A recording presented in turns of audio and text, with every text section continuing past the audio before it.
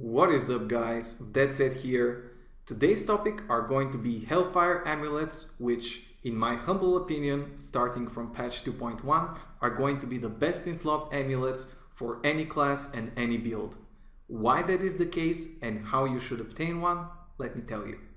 First of all, you will need the recipe for a Hellfire Amulet, which you can purchase from Squirt the Peddler, the little girl vendor in Act 2, for the hefty sum of 5 million gold. Once you have it, teach it to Covetous Shen and you're good to go. You'll notice in your recipe list that you now have the option to craft a Hellfire Amulet with a main stat of your choice. The requirements to craft one are 50,000 gold, 10 Forgotten Souls, and, of course, one of each unique material from the Uber bosses, including the Uber Diablo fight introduced in Reaper of Souls.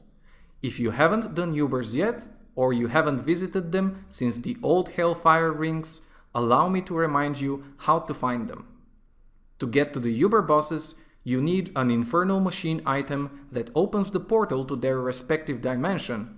For example, you'll need an Infernal Machine of Evil to get to the Uber Diablo and obtain his crafting material. Crafting each Infernal Machine costs 4 keys, one of each type. A key of bones, a key of gluttony, a key of war, and a key of evil. Each key drops off of a different key warden from the 4 acts of the original Diablo 3. Odeg the key warden is a large purple goat man found in the Fields of Misery in Act 1. He has the Jailer, Molten, and Knockback affixes and is prone to running away from you and ride into packs of additional monsters, which forces you to chase him into unfavorable fights. This key warden can be a bit of a pain for characters with lower toughness, so try not to chase into the molten trail that he leaves behind. When you defeat him, you can get the Key of Bones. Sokar the key warden is an enormous Dune Dervish type monster found in the Dolgar Oasis in Act 2. His affixes include Missile Dampening, Vortex, and Mortar, the latter of which can be particularly deadly if you don't keep an eye out for it, so be prepared to move away the moment you see the cannon shots in the air. When you defeat Sukar, you can get a Key of Gluttony. Zarith the Key Warden is similar to the Morlu Incinerator mobs, but has a cold theme to him instead of fire, and resides in Stonefort in Act 3.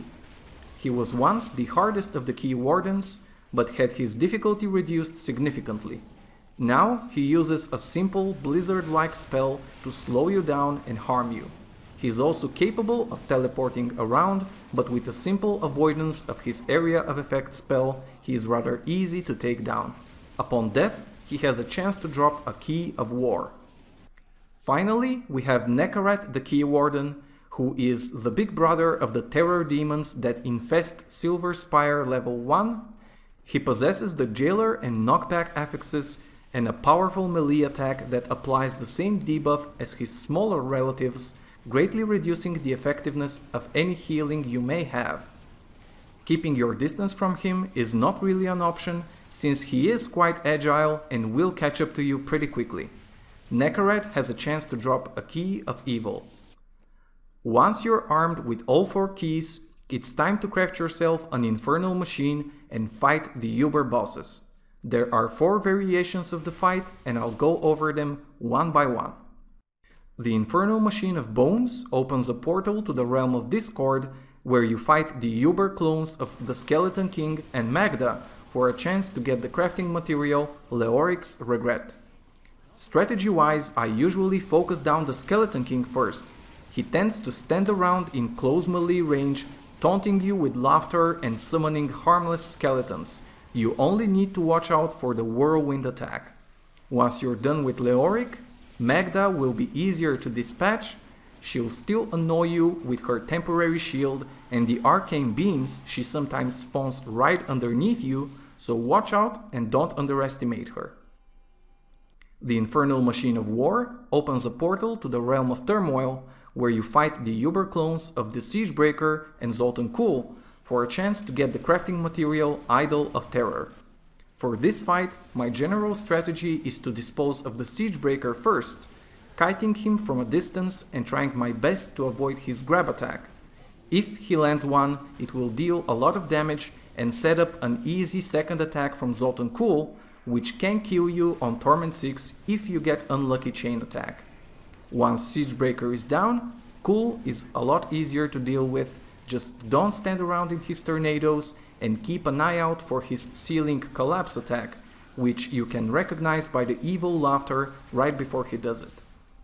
The Infernal Machine of Gluttony opens a portal to the Realm of Chaos, where you fight the Uber clones of Gom and Rekanoth for a chance to get the crafting material Vial of Putridness. This is an easier fight. Both Gom and Rekanoth are sustained damage bosses with barely any burst to surprise you and throw you off your game. Their tendency to clump up favors the use of area of effect damage, so try to burst them down as quickly as possible and you should be fine. The Infernal Machine of Evil opens a portal to the Realm of Fright, where you fight the Uber clone of Diablo along with whatever random bosses he decides to summon for a chance to get the crafting material Heart of Evil. Tactics here will vary depending on the random spawns, but Diablo himself is not the hardest Uber boss. He's prone to standing around in one spot for a long time, making area of effect spells very effective. Just watch out for the Bomb Prison attack and he'll fall relatively quickly. Please note that the entire event is torment only and neither the keys from the key wardens nor the crafting materials from the Uber bosses are guaranteed drops.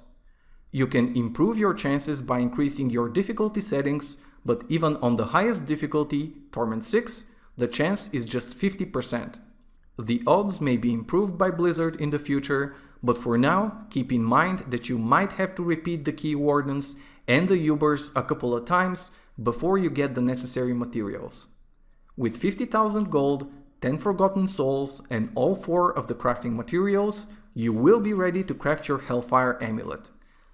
Light all your candles to RNGesus, sacrifice a level 1 hardcore character to appease the server, and cross your keyboard hardened fingers because you'll need it. The only random element you can eliminate is the main stat roll.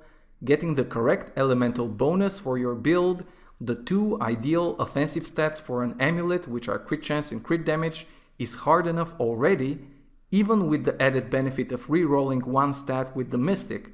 But there is an additional layer of randomness on top, which is getting the correct, desired passive out of 18 possibilities.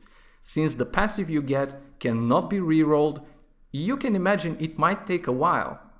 You'll have an easier time, of course, if you can distinguish a passive from your passive pool that applies for the majority of your builds. For Crusaders in particular, one such passive is Finery. There's barely a build that doesn't utilize this passive as a damage and toughness boost already, and considering the upcoming introduction of the legendary gems for your jewelry, the number of mandatory sockets across your gear will increase, and so will the usefulness of Finery. Other good options would be getting either Heavenly Strength or Fervor Hellfire Amulets, but that would restrict you to a particular weapon category and you'll be less flexible whenever you want to switch around builds. Of course, singular build Hellfire Amulets, like one with Towering Shield for example, or with Blunt like the one I got on my first attempt, should be saved, especially early on, and can be put to good use, but those I feel will be stepping stones until you get the Hellfires with all-around passives rather than the specialized ones. Well, that just about covers it for the new Hellfire Amulets. They are a bit of a hassle to obtain right now, requiring you to restart games quite a bit until you get the keys and the organs. The good news is you can start stocking up on organs on the live servers, since an official post from Blizzard did confirm that the crafting recipe will remain identical to the one we have on the PTR right now. I'm pretty certain that once the player base as a whole realizes the enormous benefit of having a free 5th passive, communities based around Hellfire farming will quickly arise and the process will become much smoother, maybe even with a bit of a helpful push on Blizzard's part with the drop rates. That's all from me. I hope that I was useful to you in your upcoming adventures of obtaining a Hellfire Amulet for your class. If you like what you saw, I would greatly appreciate your subscription to my channel. Keep in touch with the Twitter and Facebook that I linked below, and I'll see you guys next time.